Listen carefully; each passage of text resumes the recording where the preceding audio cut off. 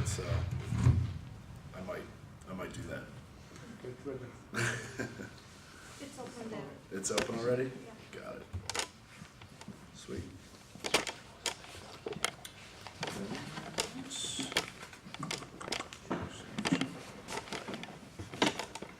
Okay, so the title of the presentation is Rural Armenian Household Structure, the Economic Implications of Social Helping Networks. So by social helping networks, we're just talking not about Facebook or any of that stuff. We're talking about the people that a household can call upon in times of need or just in general help in the rural community for things as simple as who do you talk about business issues with to who can help you with actual tangible things around your home. And to see if these networks actually do increase a household's ability to generate monetary income.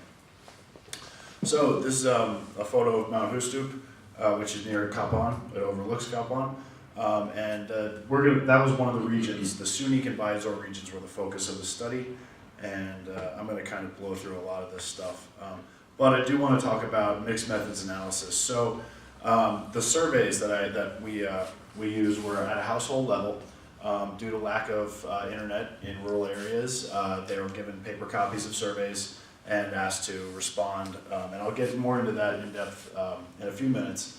But the surveys were used to look in a statistical analysis how the network densities varied within different households. Also to look at differential monetary success of households as a result of these. So various statistical processes were used to see if there was a significant relationship.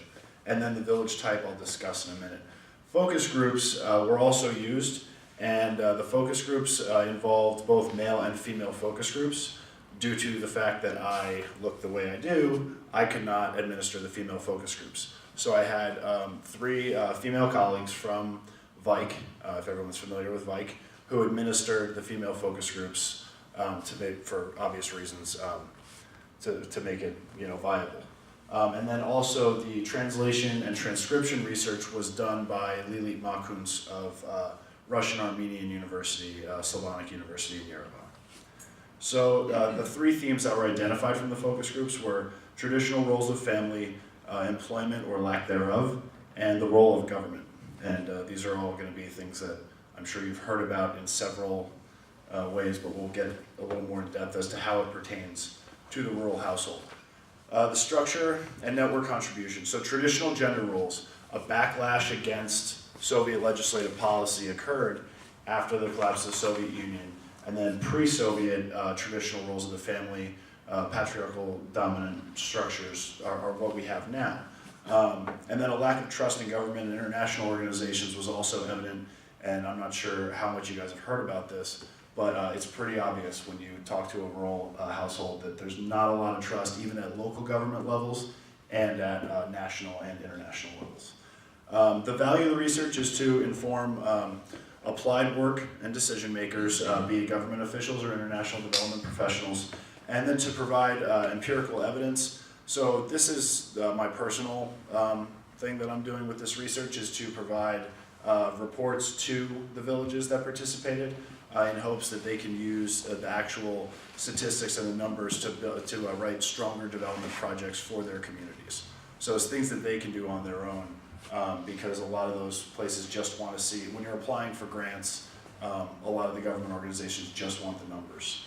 So in order to benefit them, and then there's one more that I think got cut off on the bottom, but it's to increase the existing body of knowledge. So, and that's kind of the default academic line. So there you go. The conceptualization, social capital, which is sort of more or less the context of how this is working. It just refers to the norms and networks that facilitate collective action. When we're looking at the villages, there's 3 different levels. Bonding ties is the family, okay? The family, the immediate family, and the people and close friends that a household calls upon for help, just in all aspects of life. Bridging ties, we're looking at people outside of the immediate family and oftentimes outside of the community to see if there's economic development, growth, or commerce interaction outside of the community. Because a lot of times people don't have their own cars, they need to rely on neighbors to get things to market. In some cases they can use public transportation. And then linking ties is bringing the individual to the government. and other institutions. Now, we'll get down to the specifics of the study. There were 117 household surveys completed. 8 focus groups, so there was a focus group of men and a focus group of women, and there were 5 men and 5 women in each group that were conducted in each village. The 4 villages were distinguished by economic type. So we had 2 villages that were subsistence agriculture. They were basically just dependent on farming. There's all farming. There's a few people employed through the school and perhaps in the Gyulhapetaram. So other than that, there's not a whole lot of stuff going on. And then the other 2 villages we labeled as specialized agriculture or industry. And to be specific, it's the winemaking industry and mining are the other 2 are the specialized industries that we identified. Stratification of the household sample wasn't useful initially. What I wanted to do was to look through the village records and find out the household types, and this was something that the Soviet Union was very good about keeping tabs on its people and organizing and keeping great records, and this also carried over to post-Soviet Armenia, where the record keeping, usually done in a handwritten ledger, still exists in every village. So you can kind of figure out what the makeup was. The only problem was, with a face like this, you don't always get access to these things. When you walk into a village, they say, what is this guy doing here? Who are you? Are you a spy? What are you doing here? And so after a little while, I realized that I just had to work with the people who were willing to respond. So it was a convenient sample of households that were willing to participate. Now, the sample villages, and this is something I don't know if I can show from here, but I was based out of Vike this time. Actually, I can do this. I was based out of Vike, and the villages that we used were specialized agriculture, so the winemaking was up here along the ARPA River, and then the other one was down near Kapan, where they have several mines. And then the subsistence agriculture, there's one outside of Jermuk, and another one in between Goris and Kapan. And my being located out of Vike was strictly because I needed to be closer to the Viator villages, only because I didn't have an existing relationship there. So I needed to spend more time visiting with them in order to build trust, so they would, at least want to participate and think I'm not some, spion who just came in to steal their agriculture. So, preliminary meetings had to happen, and in this case, I spent a lot of time in the villages.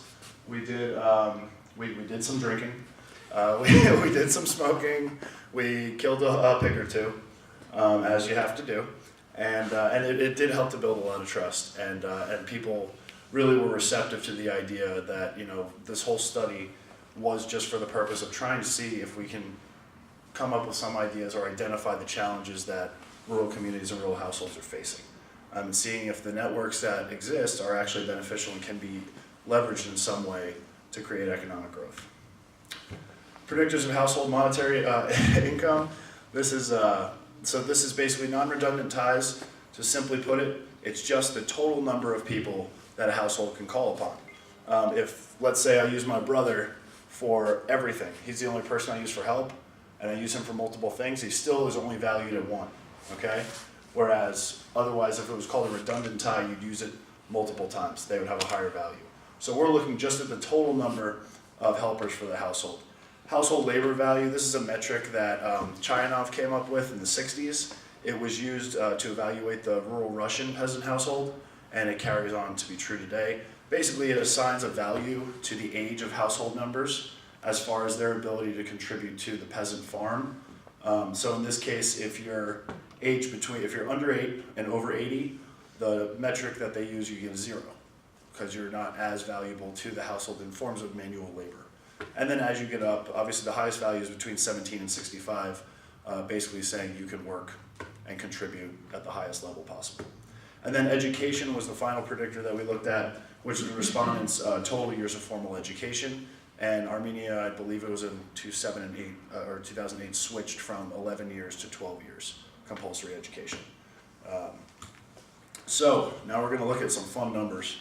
And you can ignore all of them, with the exception of 0.214 and the 0.052. So what this shows is that in villages that are dependent upon subsistence farming, there is a statistically significant relationship between their networks and the creation of monetary income. So whereas in specialized agriculture and heavy industry, there's not a statistically significant relationship. So from this, we can say that with some certainty that the social helping networks in villages that are dependent upon agricultural production only are actually significant predictors of economic growth for the household, okay, of monetary income. So now we're going to look at the total sample, which is all the villages together. And by the way, rural villages, I use the USDA definition, which is population is less than 2,500 people. So that's what defines a rural community. In this case, for the whole sample, we can find out that ties are again statistically significant, as you see the little star next to it. And you can just look at the third equation on the far right, shows that household labor value is also statistically significant. So those two are predictors of monetary household income for the whole sample.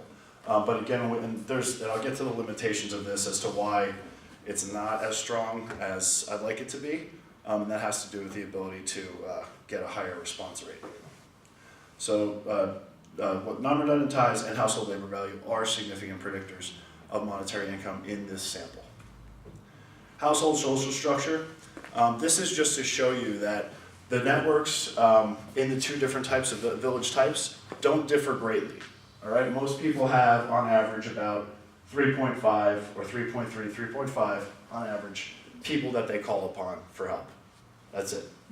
As far as it, just so that's usually an immediate family member, one or two, and then maybe one person outside the house. When I've gone through the data, I've looked at it, and it looks like most people are actually only dependent on either old friends or immediate family.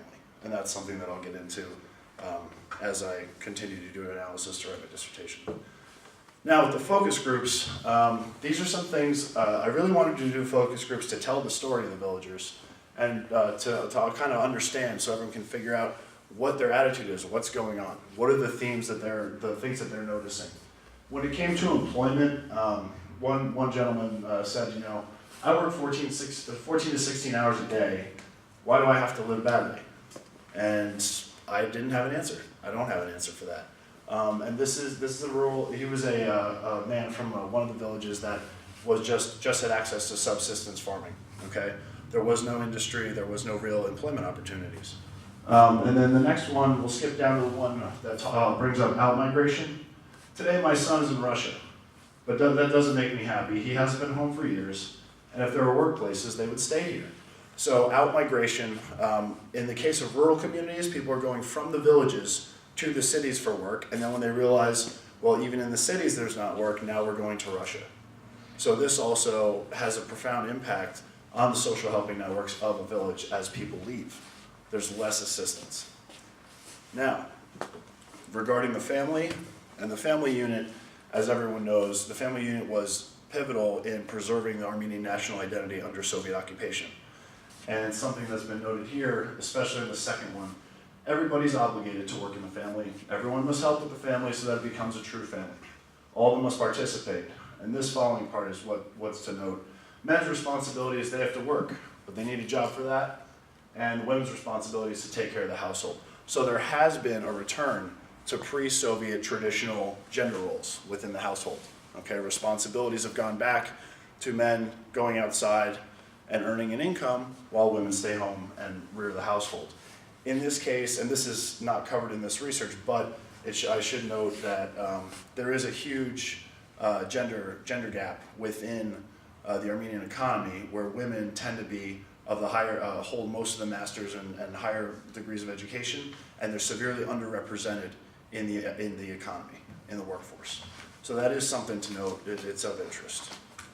The role of the government, and I'm sure you've all heard various stories about government interaction, but in terms of rural communities, it's the sewage system. This was in the village near Jermuk. The sewage system's totally out of whack. I mean, I went there, I saw it, and they said the sewage system in our village is totally out of order. We don't have drainage system, and every home has water damage on the bottom floor. That's even with a little bit of rain this happens. So they had elections recently to have new local administration, and the one gentleman who won the election decided he was going to fix the lower half of the village, which is where his house was. Everybody up top got nothing and still have the same problem. So there are issues, and this again comes back to where these levels of trust don't exist a lot of times between rural communities and their local governments. And it expands outward to regional governments and national government as well. The farmers or workers need to get a proper salary if it's a manual labor job. This is a painful question for the state government and for the community. If we had an established state, we would live better. So the rural villagers don't even believe that the state itself is functioning. Now, a lot of this stems from during the Soviet times, the command economy, everyone was provided for. It was organized, everyone had just about the same, okay? After the collapse of the Soviet Union, there's certain ways that land was reallocated, and a lot of the rural villagers just don't have options at this point. And that's what they're saying. This is not me reading into it, this is what they told me. That's their belief. Some of the key findings. Social helping networks are significant predictors of differential monetary success of households in subsistence farming communities. So again, in the villages that don't have access to other sources of income, they are heavily dependent on their networks to generate monetary income within the communities, all right? That doesn't mean it's gonna be a solution to make tons of money, it just means they're more heavily dependent on the people that they know and trust to get by day to day, okay? More so than other villages. A return to the traditional pre-Soviet gender division of labor largely excludes rural women and monetary economic contributors. And these citations here, especially the one from 2014, is the World Economic Forum's Global Gender Gap Report, and they've found that there is a huge discrepancy between men and women as far as economic representation and education attainment. Labor migration weakens social helping networks. I think that's pretty obvious. If the people that you depend upon are leaving, they're not there anymore to be dependent upon. So as people leave, the villages and the support networks that some of these villagers use just to get by day to day are being weakened. So that's something that is also a cause for concern. Minimal trust of all levels of government, NGOs, and aid organizations lead to increased dependence on established networks. So, as they don't trust outside entities, these networks become even more crucial for these people, for a lot of the subsistence agricultural communities to survive. These rural households don't trust the people from the outside, and therefore they can only depend on those who are with them, but the ones who are able to get out are leaving. And that's something that also needs to be addressed. So, network, these are some of the things that I've concluded from this research. Oh, and I did want to mention one quick thing. Coming back to here, one of the sections of the surveys did ask about levels of trust within government. I didn't include it in this, but I will tell you from briefly looking at it, they don't trust anybody. Okay? Nor should they. I mean, nor should they. And especially, there actually was, one of the options was, do you trust university representatives? That was me. They didn't trust me. So it comes full circle. And then, so the conclusions. Network expansion outside of community and between individuals and governments is essential. So I believe that there needs to be a way to increase the networks that allow people who are isolated geographically from markets to get product to market, or just to have access to even get into the markets in some way whatsoever. The further they are, I mean, there's one marshutka that leaves at 8 o'clock in the morning from one village, comes back at 5 p.m. I mean, they maybe only drop their produce off for an hour, and then they have 5-6 hours a day to do nothing, and that's not going to generate more income. So something needs to be done in that respect. A new approach to development programs by NGO and aid organizations with an emphasis on integration. This I learned just from my own time being there, not being Armenian, and walking down the street, people are just like, what are you doing here? Why are you here? That's it. So when you have aid organizations coming in, they go to the villages and they go, So we've got a project for you guys. They go, well, why don't you ask us what resources we have, and then maybe we'll collectively work on a project. But oftentimes they say, we have the money, we tell you what to do, you do it, everything's gonna be great, 2 years later, nothing's changed. Okay, so that's something, that's a big, that's a personal problem of mine, actually. That's a pet peeve. I've had talks with them. Limitations of the study. So, and to conclude, the things that I'd like to do to make this a little more viable is the two problems that most researchers encounter: time and money. So that's why I didn't have enough time to get as integrated into the newer communities as I'd like to, and the limitations of funding. Obviously, I can't stay there forever. So I had to call it quits at one point and just take what we had. But I would like to expand this study later. We'll do questions after. Yeah, absolutely. So that's a limitation, and also I'd really like to do it in all the Marses, because I really like to see how it changes from Mars to Mars, because there are a lot of different resources that rural communities have in different regions, not just SUNY can buy it. So yeah, that's my presentation. Thank you very much.